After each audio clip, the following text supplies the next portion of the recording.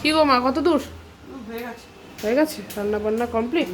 চলো ঝটপট করে দেখিয়ে দাও কি কি করেছো। ভাত, আজকে ভাতটা একটু শক্ত মনে হচ্ছে। তাই কি করবে? কি করবো, একটু জল ছিটছিট করে দিয়ে মাইক্রোওভেনে গরম করবো। তাই তাড়াহুড়ো করে অফিসে দেরি জলে তাড়াহুড়ো করে নামালাম। শক্ত, ঠিক আছে। ওই রীতেরই একটু অসুবিধা হবে, এছাড়া আমাদের কারোর অসুবিধা হবে না। বেগুন ভাজা, এই বেগুন ভাজাটা এবার বন্ধ করো। এবার বন্ধ হবে। যা তেল সর্ষে বেগুনে। হ্যাঁ, বলতে হবে না। আর সত্যি আছে বন্ধ লাউ করো। শাক, এই দেখ লাউ শাক পোস্ত দিয়ে। লাউ শাক পোস্ত। হ্যাঁ, এত পোস্ত দিলাম তাও মনে হচ্ছে পোস্ত হয়নি। কেন তাই জানি হয়, জানি না কেন লাউ শাক পোস্ত জানি না। যখনই করো দেখে যেন মনে হয় পোস্ত কম, কিন্তু পোস্ত দিয়ে করলেও জানি না কেন করার পর একদম প্যাকেট কাটি পোস্ত দিই, তাতেও এই অবস্থা। কি করার নেই। খেতে তো ভালো হবে, হ্যাঁ, তাহলেই হবে। আর আছে এই যে চচ্চড়ি, বাঁধাকপির চচ্চড়ি। বাঁধাকপি চচ্চড়ি। হ্যাঁ, এটা দারুণ এটা খেতে লাগে। ভালোই হয়, দারুণই হয়।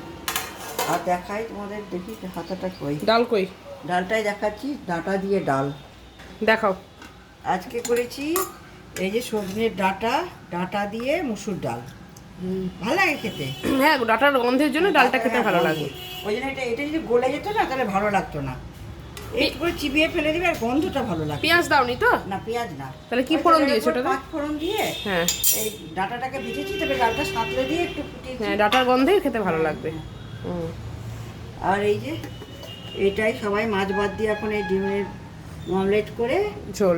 ঝোলটা অল্প রেখেছি, ডাল আছে বলে। আর ভালোই লাগে খেতে। আর চাটনিটা আজকে করিনি, কালকে ছিল ওইটাই। এটা কালকের চাটনিটা। আজকেই শেষ হয়ে যাবে। ঠিক আছে, চল তোমাদেরকে দেখিয়ে দিলাম আজকের লাঞ্চের মেনু।